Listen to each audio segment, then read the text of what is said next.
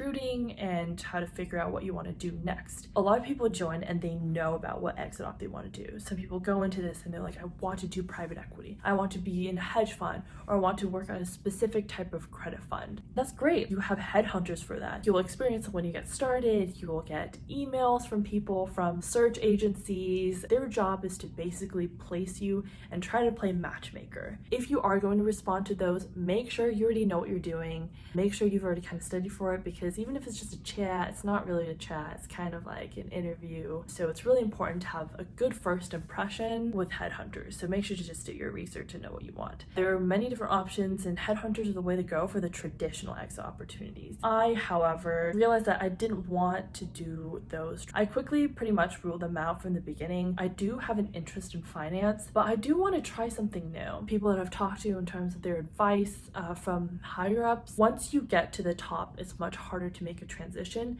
My goal of my career is to slowly, through process of elimination, if I don't find something that I love, is to slowly get closer and closer to the one that is most suitable for me. I studied finance in college. We had an undergraduate business program. I've done corporate finance and investment banking. Early on in your career is when you can take those risks and just try a bunch of different things before you figure out what you want to specialize in. And I wanted to see more of that. I feel like when you go to college, you hear about all these like great professions and stuff, but you don't even know about so many other job titles and positions out there that are just as amazing, but people just don't talk about. When I was in college, it was literally just consulting or banking. Didn't really talk about the other options, and it partially is because you're just not aware of it. Now, actually having some work experience, it's like, well, that's not the only thing that exists out there. So don't put yourself in a box so early when you have literally just done your first job in your career, and there's so much more to come. Basically, that was just me trying to explain why I didn't go the headhunting route and what I ended up choosing to do instead. So because that was not an option, I had to basically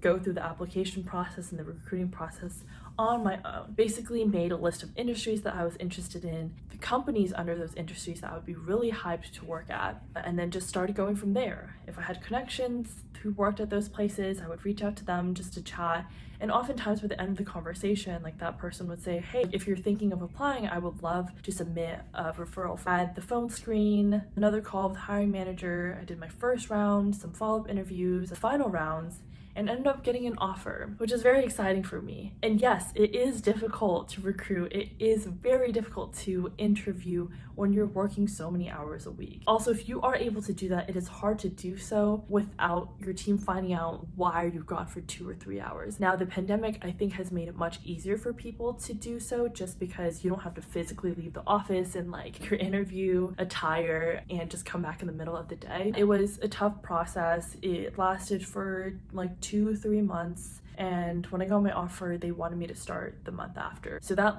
obviously led me to putting in my 2 weeks notice.